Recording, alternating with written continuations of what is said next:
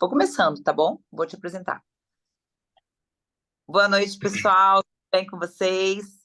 Estamos iniciando mais uma reunião clínica, a reunião científica do grupo da Regional Unifesp. Eu sou a Cris Knop e tenho o prazer de convidar, que eu convidei o Dr. Henrique Lousan para falar de um dos assuntos que não é só anestesia regional, ele está incluído na anestesia regional, já que os bloqueios de neuroeixo, os dois fazem parte da anestesia regional, tanto a peridural quanto a RAC.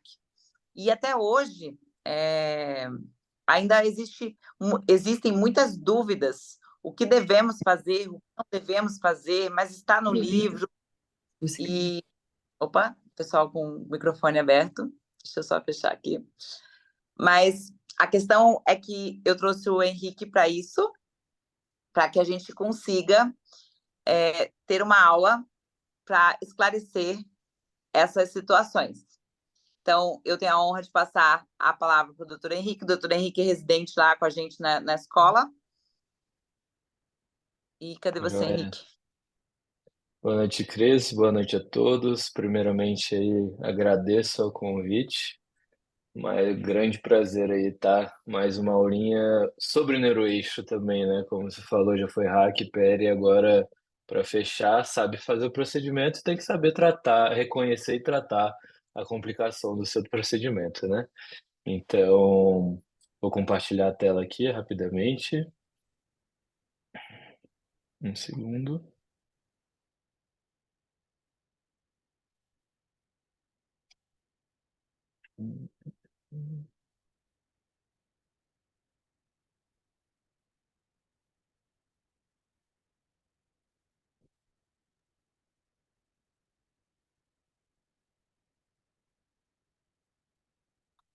Pronto. Estão vendo a tela Tá ótimo. direitinho? Cris, Estamos tá sim, tudo pode seguir. certo aí? O áudio tá bom? Tá ótimo, tá perfeito. Tá joia. Então, como comentado, hoje a gente vai falar rapidamente sobre cefaleia pós-punção dural. Aqui o objetivo principal não vai ser fazer uma grande revisão clínica sobre o tema, sobre fisiopatologia, nem nada do tipo. Aqui vai ser um foco mais no tratamento e uma revisão por alto, do reconhecimento dessa possível complicação aí da punção dural. Como a Cris falou, meu nome é Henrique Lousan, sou R2 de anestesiologia lá na Escola Paulista. Então, quando que a gente vai suspeitar, de um quadro de cefaleia pós-punção dural? É uma cefaleia que ela costuma surgir dentro dos primeiros 5 dias, pós, a punção dural em si. Ela é mais comum que se surja entre 48 horas e 7 dias, após a dita punção, mas não é especificamente desse período, necessariamente surgida desse período. Digo isso porque tem vários relatos aí de cefaleias que surgem após 14 dias, após 21 dias da punção dural, com todas as características clínicas de uma cefaleia pós-punção dural. Mas um grande problema disso é que é uma cefaleia geralmente pós-alta, né? Então traz vários problemas, inclusive aí uma possível readmissão não planejada de um paciente que já foi de alta, né? Então ela tem a característica clássica de ser postural, ou seja, de ser pior em ortostase. Isso se dá pela queda da pressão licórica central e provavelmente o que se propõe é que esteja relacionado com uma queda, da pressão licórica central. A gravidade dela é extremamente variável, ela depende principalmente aí do perfil de paciente, que a gente vai comentar quem é o perfil de paciente de risco, e do calibre da agulha e quantidade de vazamento de líquor. Quadros maiores do que 2 semanas, com sintomas limitantes, sintomas neurológicos associados, geralmente são associados à punção com agulha de Tuori, não agulha de raquianestesia. A maioria dos quadros não desenvolvem sintomas neurológicos, mas podem estar presentes sim, em quadros mais graves. Geralmente são quadros mais sintomáticos, que além do sintoma de cefaleia intensa, tem alguns sintomas de nervos cranianos associados, aí, principalmente sintomas visuais com paralisia do abducente do sexto nervo craniano e vertigem com disfunção do vestíbulo coclear. Apesar disso, mesmo os quadros mais graves tendem a ser autolimitados. Como eu falei, pode ter durações diferentes. Quadros com agulhas, resultantes de agulhas mais finas, costumam ser mais curtos, mas frente a agulhas mais grossas tendem a ser quadros mais arrastados. Qual a incidência? O principal determinante da incidência é o tipo de agulha, e o seu tamanho. Então, aqui eu trouxe um trabalho antigo, já de 2003, publicado na Bijan, que avaliou a incidência de acordo com a incidência de cefaleia pós-punção dural de acordo com o tipo e calibre de agulha. Então, sublinhando aqui as agulhas que a gente realmente usa na prática anestésica, né? A incidência ela é extremamente variável, né? A gente pode ver aqui que na Whittaker 27, a agulha mais fina que a gente costuma usar, uma agulha não cortante, ponta de lápis, a incidência de cefaleia pós-punção dural nesse trabalho foi de 0%, chegando aí a absurdos 70% de incidência de cefaleia pós-punção dural, pós-acidente com uma agulha de Tuori calibre 16. Fora essas características que a gente comentou, a gente também tem o paciente de risco, né? Então, quem é o paciente de risco para cefaleia pós-punção dural? Basicamente, é a paciente jovem, mulher, que tem o histórico já de cefaleia. Então, de quem que a gente está falando, né? A gente está falando do paciente obstétrico.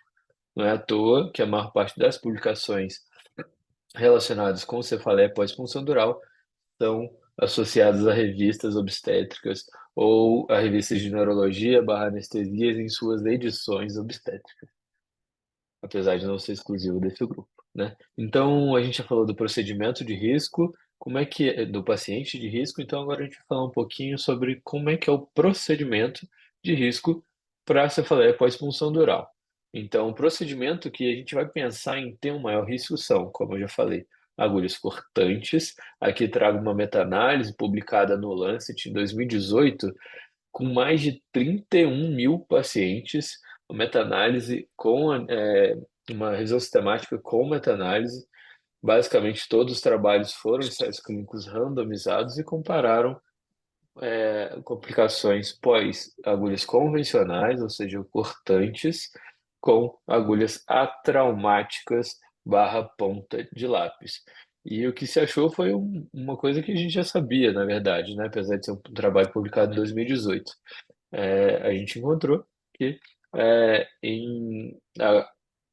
as punções com agulhas atraumáticas, ou seja, ponta de lápis, tiveram uma redução de risco relativo de 60% em comparação a agulhas convencionais cortantes. Basicamente, aqui a gente está falando da agulha de Quink.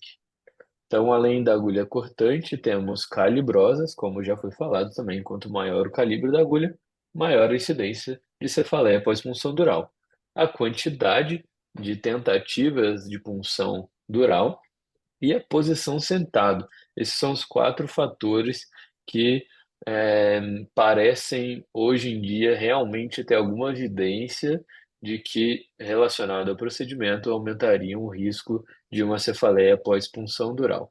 Aqui eu trago a maior parte das informações, é, são provenientes de um consenso publicado na Regional Anesthesia and Pain Medicine. Agora, em junho de 2023, foi uma associação de três grandes associações americanas de anestesia, neurologia e obstetrícia. Então, aula mega direta já para onde a gente queria chegar. Como eu falei, sem muito rodeio sobre a cefaleia após punção dural. Vamos para o tratamento, que aqui vai ser a principal parte. O tratamento inicial, na maior parte dos casos, vai ser o tratamento conservador. Como é que é o tratamento conservador? Inicialmente, hidratação via oral. Caso o paciente não tenha condições de uma hidratação via oral vigorosa, se faz uma hidratação endovenosa, que não é obrigatória. Como eu falei, primeira opção via oral. Qual quantidade? Não existe evidência respondendo essa pergunta. se fala sobre uma ingestão aumentada, aproximadamente aí de 2 a 3 litros por dia. Analgésico simples, aqui eu dito dipirona e paracetamol, e diferente da maior parte das cefaleias, os opioides de curta ação parecem sim ter alguma eficácia. Saindo dos mais comuns, a gente tem o bloqueio do gânglio esfenopalatino. Acho que acabou ficando fora do slide aqui, mas antes do bloqueio esfenopalatino a gente tem a cafeína. A cafeína ela tem sim alguma evidência. Parece que quantidade de 200 a 900 miligramas por dia nas primeiras 48 horas. Após 48 horas de quadro, não tem mais evidência de benefício. Vindo para o bloqueio do gânglio esfenopalatino, que é uma saída aí de tratamentos conservadores mais invasivos, mas não tão invasivos quanto o tratamento final que a gente vai comentar, é o bloqueio do ganglio palatino. Ele é feito com suave, com um cotonete distal. A gente introduz o suave com ângulo de 10 a 15 graus, superior e cranial, dentro das cavidades nasais, bilateralmente. O suave, ele é introduzido até se sentir uma resistência na parede posterior da cavidade nasal e se injeta o anestésico. O anestésico, na maior parte dos trabalhos, são anestésicos de longa duração. A maioria usa ropivacaína, aproximadamente a 0,375% de concentração e se injeta de 3 a 5 ml bilateralmente, deixando esse cotonete aí por 2 a 4 minutos, que traga um trabalho publicado na Bijan, também uma meta-análise de ensaios clínicos randomizados, que comparou o bloqueio do gânglio esfenopalatino com tratamentos conservadores. E o que foi encontrado foi a favor do bloqueio do gânglio esfenopalatino. Parece que ele é mais eficaz do que o tratamento conservador. Então, parece ser sim uma boa opção no tratamento da cefaleia pós-punção dural. Aqui acabou surgindo a cafeína que eu comentei anteriormente. Então, um outro bloqueio que tem sido falado aí mais nos últimos anos é o bloqueio do nervo occipital maior. Ele também é falado bastante em outros tipos de cefaleia e trouxe aqui mais um trabalho, um ensaio clínico randomizado, que comparou um trabalho, um bloqueio que a gente sabe que funciona, que é o bloqueio do gânglio palatino. Tem trabalhos aí já desde o começo da década dos anos 2000 mostrando a eficácia, com o bloqueio do nervo occipital maior. Isso aí no contexto especificamente da cefaleia pós-punção dural em pacientes obstétricos, ou seja, pós-raquianestesia para cesariana. E o que foi encontrado é que o bloqueio do nervo occipital maior apresentou uma eficácia semelhante ao bloqueio do gânglio senopalatino. Então, a técnica sugerida, na maior parte das referências, é a técnica anatômica mesmo. A técnica anatômica, ela descreve, é, ela pede, né, que você faça uma distância entre a protuberância occipital e o mastoide, divida em 3 terços e o bloqueio do nervo occipital maior estaria aí no terço proximal à linha média. Se faria aí com 2 a 4 ml de cada lado. Então, como estrela do caso e motivo maior da aula, queria trazer aí um pouquinho mais das evidências que estão em volta do Blood Patch. A gente fala bastante de ser um tratamento muito bom na prática, que parece melhorar muito os sintomas, mas a gente tem bastante questionamento sobre várias coisas aí, desde qual é o melhor momento, quando realmente tem evidência para se fazer, quando não fazer, quais complicações, o que que a gente tem que fazer depois, como é que se realmente deve fazer o bloqueio, o blood patch ou tampão sanguíneo peridural, é a mesma coisa.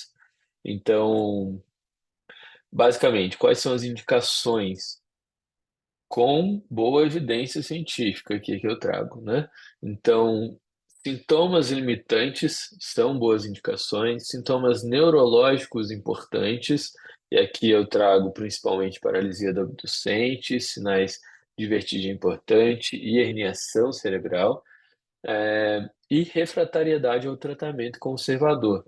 Os sintomas se mantiveram apesar de todo o esforço que a gente comentou aqui, lembrando que atualmente a gente tem aí umas duas armas que poderiam ser tentadas é, antes do bloqueio do tampão sanguíneo, né? O bloqueio do gânglio luciano-palatino e o bloqueio do nervo occipital maior. Então, agora que a gente sabe quais são as indicações, ou seja, quando a gente deve fazer o tampão sanguíneo peridural, a gente também precisa saber quando não fazer, ou seja, quanto que é contraindicado você fazer o tampão sanguíneo peridural. É qualquer pessoa que eu posso fazer? Não.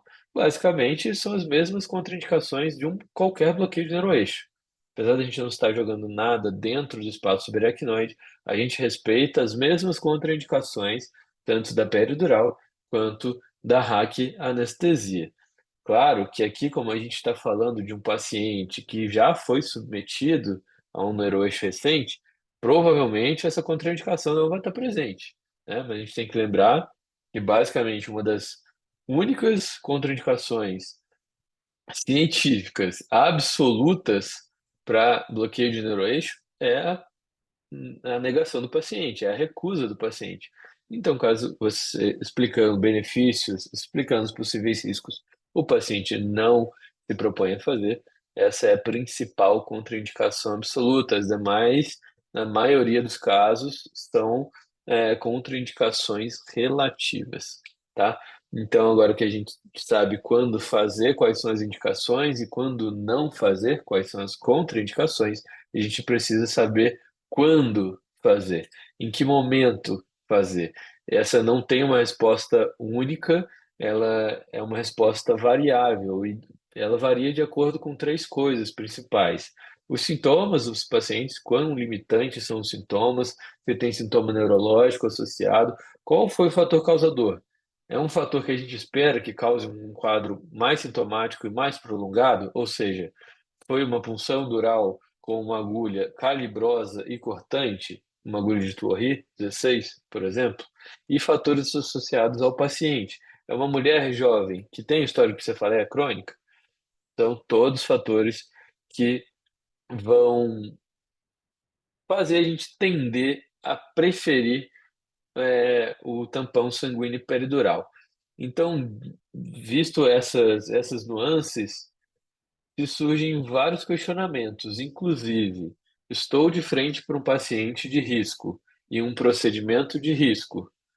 Puncionei a dura inadvertidamente. Será que eu devo fazer o tampão sanguíneo peridural profilático? Já puncionei mesmo a dura, não queria puncionar. Provavelmente esse paciente vai evoluir com uma cefaleia pós-punção dural. Pode ser sim um quadro sintomático com risco de cronificação, com risco de sintomas neurológicos. Será que vale a pena eu já aproveitar que eu estou ali e fazer o blood patch, já fazer o tampão logo no momento da punção dural? Parece que não.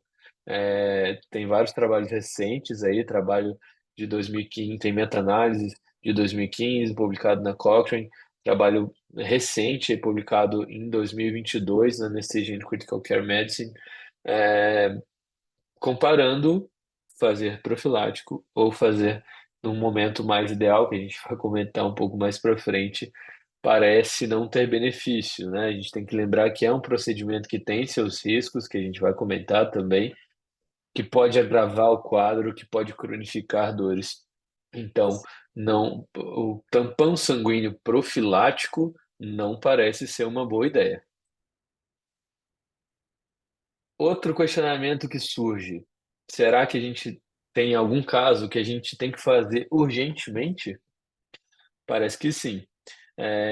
Os quadros que indicam um blood patch urgente são principalmente quadros com grandes sintomas neurológicos.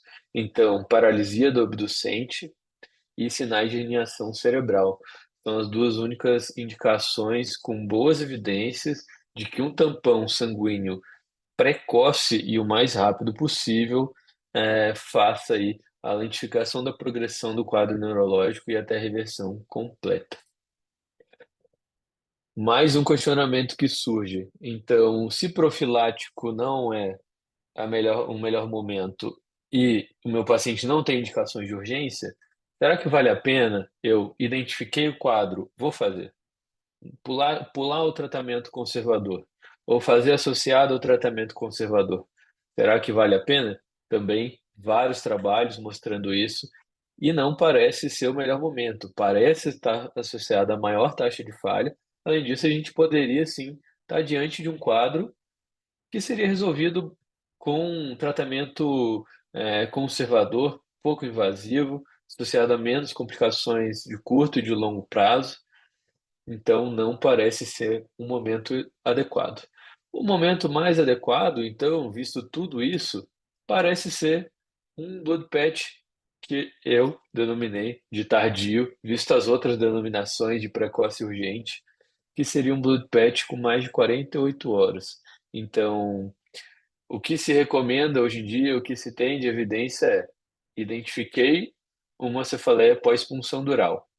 Meu paciente não tem indicação de blood patch urgente, ou seja, não tem sintomas neurológicos importantes. Eu inicio o tratamento conservador, hidratação via oral vigorosa, se incapacidade, hidratação endovenosa, analgésicos simples, dipirona, paracetamol, opioides de curtação, tem sim um bom benefício. Cafeína de 200 a 900 miligramas por dia, que é uma quantidade considerável, então tem que ser na base de suplementação com cápsula, né? Não daria para chegar nessa quantidade com café solúvel. Os bloqueios comentados, bloqueio do gânglio palatino, o bloqueio do nervo occipital maior e frente à refratariedade ou desenvolvimento dessas indicações de blood patch mais urgente que eu comentei, que se faça o blood patch. Então, agora que a gente entendeu todas as nuances de quando fazer, quando não fazer, em que momento fazer depois que a gente tem uma indicação, como na prática deve ser o procedimento padrão ouro. Então, o Blood Patch, lembrando que a gente está colocando um corpo estranho dentro de um espaço estéril. Então, a técnica deve ser completamente estéril. Isso inclui também a coleta sanguínea, tanto a injeção peridural, que habitualmente já fazemos com equipamento estéril, quanto a coleta sanguínea. Esse paciente ele deve estar devidamente monitorizado em uma sala que esteja disponível, idealmente, um carrinho de anestesia em caso de complicações respiratórias ou hemodinâmicas da injeção de volume no espaço peridural. Então, quanto injetar? Parece em um adulto de 15 a 20 ml. Volumes abaixo de 15 ml estão associados a maior falha e volumes acima de 20 ml estão associados a mais sintomas é, não desejados pós-injeção e não estão associados a melhor taxa de controle. Caso seja um paciente pediátrico, que é a exceção nesse quadro, como eu falei, não faz parte do paciente de risco, o volume sugerido é 0,3 ml por quilo. Claro que aqui tem um nível de evidência muito mais baixo do que adultos, que tem um N gigante para a gente conseguir estudar bastante. Lembrando que na pediátrica, por ser um procedimento de neuroeixo, vai ser necessário aí um procedimento, provavelmente, a gente está se tratando de um paciente não cooperativo, né? Então, vai ser necessário, provavelmente, uma anestesia geral associada. A posição, não há nenhum benefício sobre uma posição ou outra, pode ser tanto sentado quanto de decúbito lateral, qual for a preferência aí de punção de neuroeixo do praticante. É importante que se faça, assim, um segmento do paciente, né?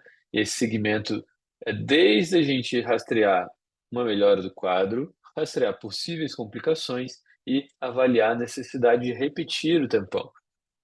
A permanência dos sintomas, claro, frente à exclusão de diagnósticos diferenciais desse quadro de cefaleia importante, pode indicar a necessidade de um novo tampão sanguíneo. E aqui, é claro, eu trago uma necessidade de uma abordagem multidisciplinar, né? Se o paciente chegou nesse estado, ele deve ser, sim, seguido por uma equipe de neurologia e uma equipe de anestesia a longo prazo. Então, aqui uma breve ilustração, trago lá do Nysora. É, a punção, o blood patch, ele deve ser idealmente feito com paramentação completa e a punção idealmente feita na mesma altura da punção dural acidental ou não, né? É, dita como causa dessa cefaleia pós-punção dural.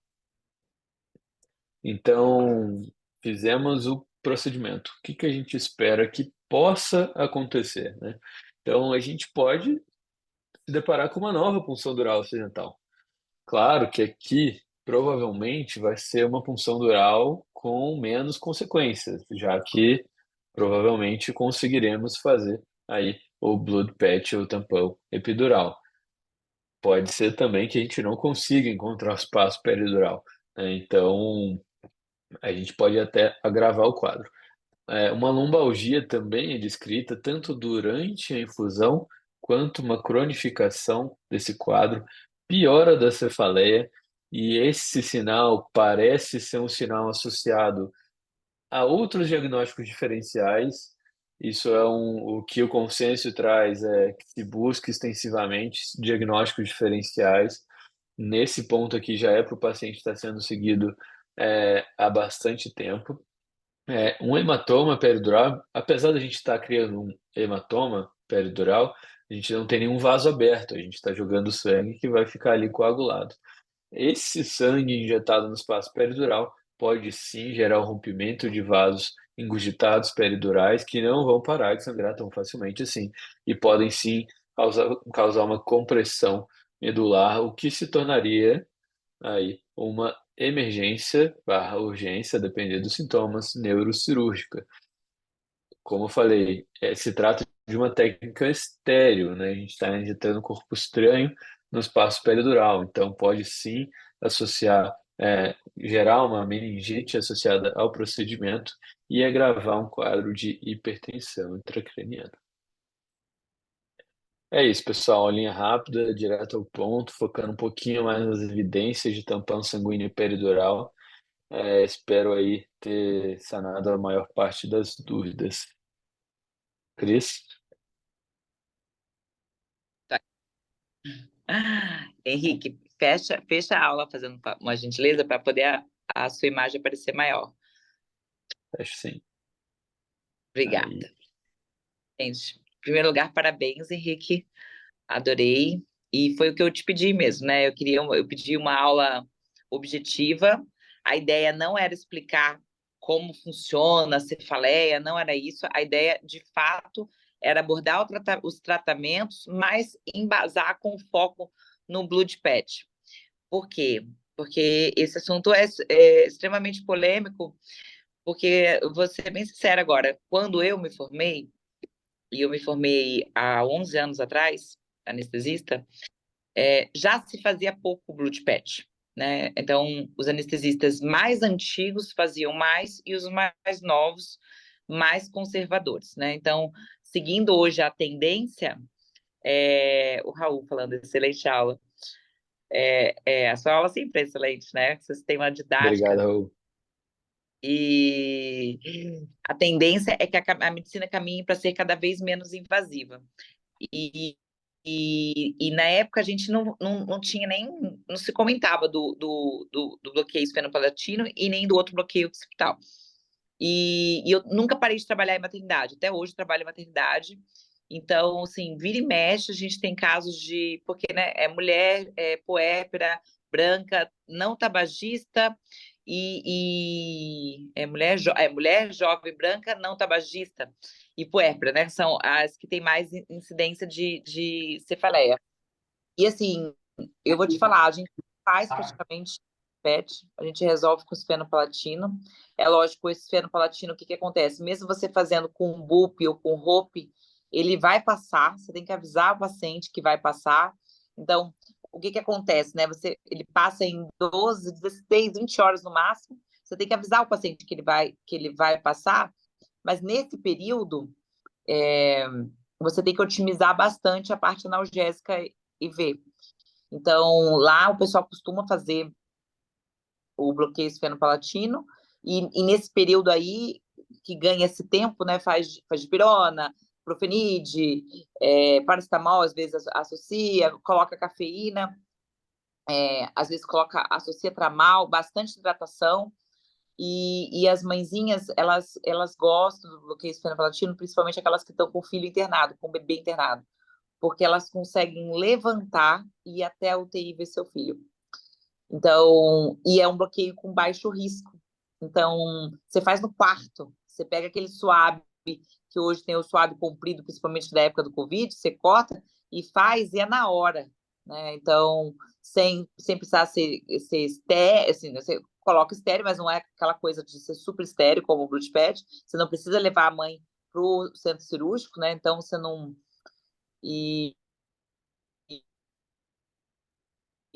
enfim, mas eu vou te falar, a minha experiência é dois e um depois de formado. Até hoje não, as pessoas estão cada vez mais conservadoras, porque tenta tratar o máximo possível de forma conservadora ou fazendo bloqueio esfenopalatino.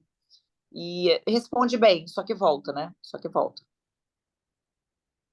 Uma coisa que Eu eu me queria abrir. questionei, uma coisa que eu me questionei quando eu estava lendo sobre bloqueio do seno palatino e bloqueio do nervo occipital maior, é se não encontrei nenhum trabalho vendo isso, mas puxando um pouco para regional aí, seria, já que a maior limitação é realmente a duração desses bloqueios, seria a associação de adjuvantes aí, né?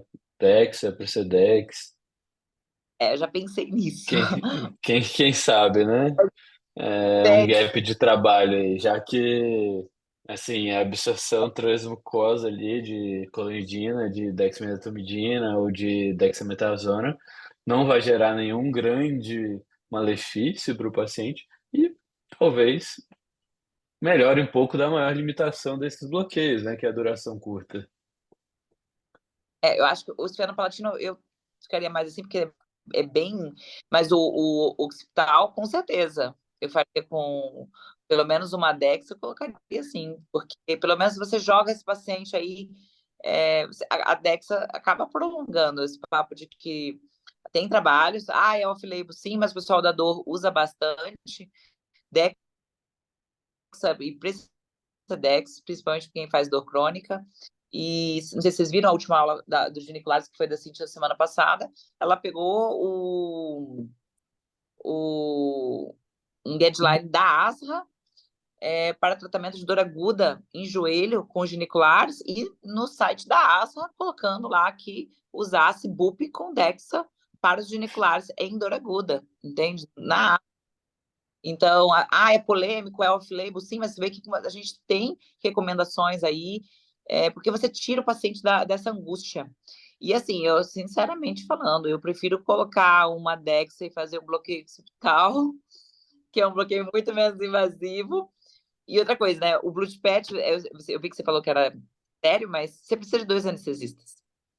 Sim. Porque você precisa que um colega seu pegue a veia de forma estéreo, entendeu? E você tem que. Outra coisa, quando você fala para as pacientes que na hora que você for fazer a peridural nela, a gente corre o risco, sim, de fazer uma nova punção e fazer uma punção inadvertida da dura, a grande maioria, quando ela tem um entendimento, ela recusa. A grande maioria, Sim. né? Assim, a grande maioria recusa. Quando você fala para ela todas as complicações que podem ocorrer, de hematoma, de infecção, de meningite, elas falam assim: não, pode ser outro bloqueio.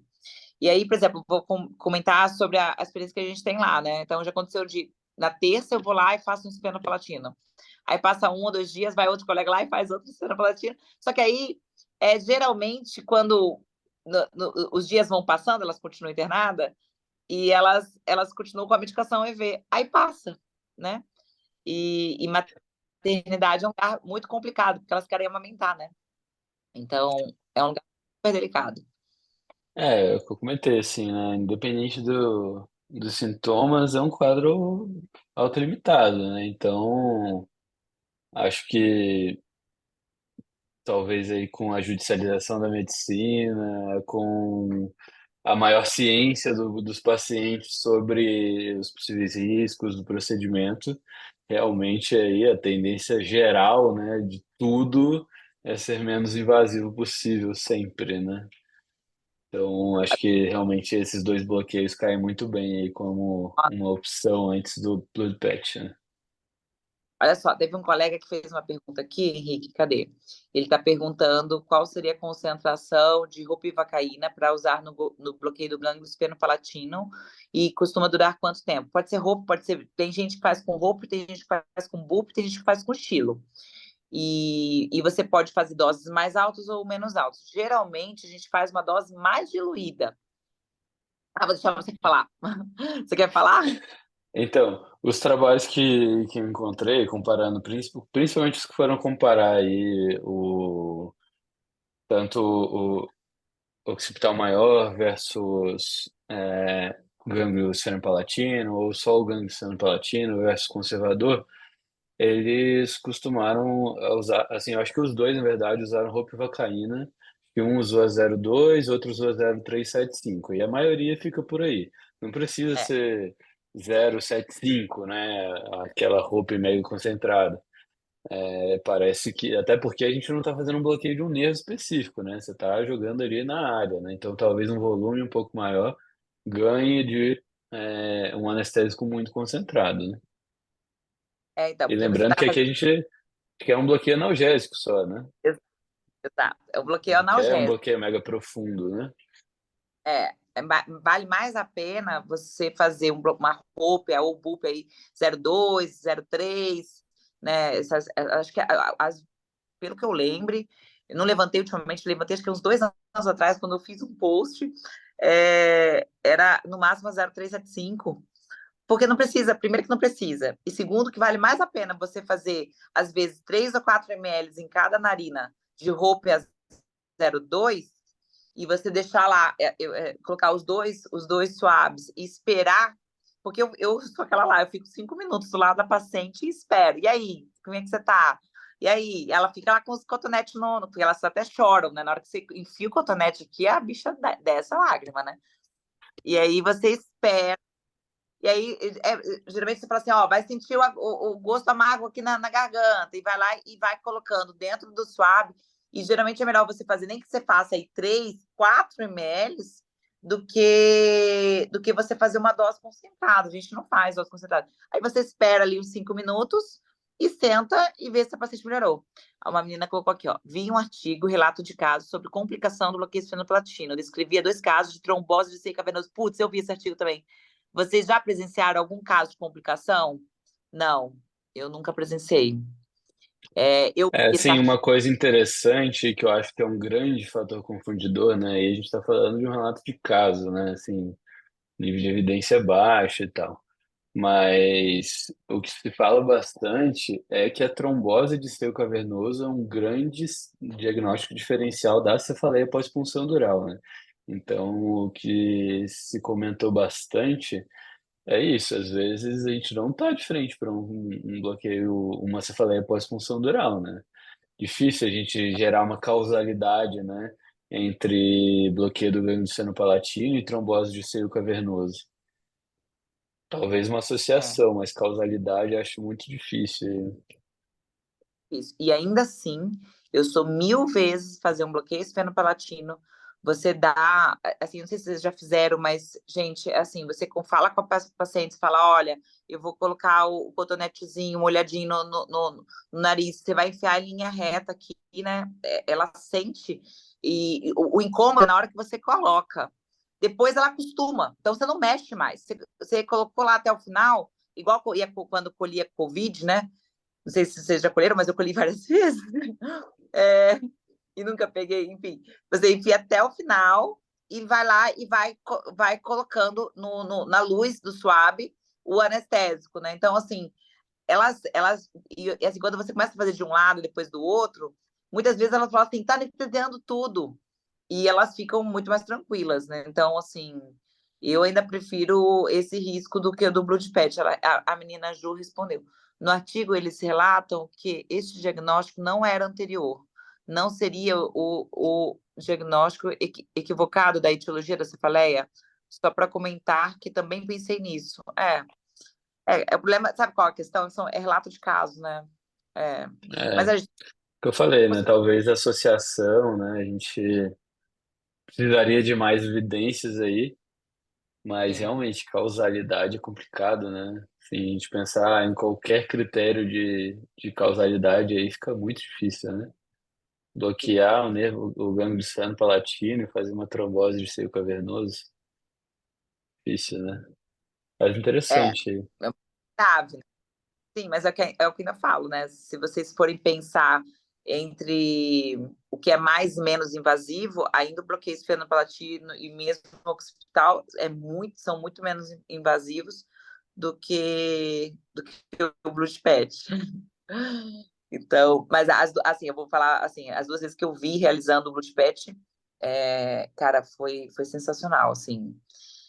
Foi realmente, a paciente estava muito, muito debilitada, muito. Já tinha falhado, já tinha feito tudo, e realmente, só que nem eu falei, as duas vezes que eu vi, gente, faz 8 anos, um eu estava na faculdade, eu era residente, o outro eu tinha pouco tempo de formada. Então, assim, não que eu tenha muito, mas, mas eu vejo que as pessoas seguram bem antes de fazer, com medo das complicações. Porque se vocês forem pensar, se você não fizer nada, a cefaleia pós-hack ela é autolimitada, ela vai passar, basta a paciente ficar deitada, né? Cadê? A Ju. Tive uma cefaleia grave por punção acidental de dura pelo guia da agulha. Ai, pior que o guia é Nossa. grosso. O guia é de chorar, é paciente magro. Putz, uma vez eu fui fazer uma hack e o guia, eu fiz a hack com o guia também. Magra, sabia? E realmente, o guia é grosso. O guia é grosso. Você deveria estar com uma agulha Whittaker, né? Paciente magra. 10 anos de obstetrícia. Ah lá, isso. Não, é de É chorar. isso. É de chorar. Introduz Bom, gente, introduz o introdutor inteiro, acaba fazendo a hack com o introdutor, né? não, gente, isso é de chorar, porque o introdutor, ele é grosso e duro. E já aconteceu, é que eu tava querendo fazer uma hack, mas eu fiz a hack com. Tem que cuidar. Eu fiz a hack também com É, o introdutor. Ai, que dó, que raiva. Paciente magra. Mas, enfim, acontece com as melhores famílias. Horrível. Ai, bonitinha. É verdade, é de chorar. Quem faz o que quer morrer com isso. Enfim, Henrique, fale mais, Henrique. Alguém tem mais dúvidas, perguntas, questionamentos? O bom é que a gente está em paz hoje. Bom, era isso, então. Muito obrigada, Henrique, novamente. A sua aula foi extremamente objetiva e era o que eu gostaria mesmo, que a gente pediu para você mesmo. Que fosse uma aula voltada para a Blutpet, porque o pessoal ainda tem muito. É um tema aí controverso, as pessoas ficam cheias de dedos e precisa ser falado, né? exato. Cris, mais uma vez aí, obrigado pela discussão, obrigado pelo convite. Sempre um prazer. Imagina. Obrigado a todos aí que ficaram até o fim. Obrigada e parabéns. Um beijão. Tchau, tchau. Beijão.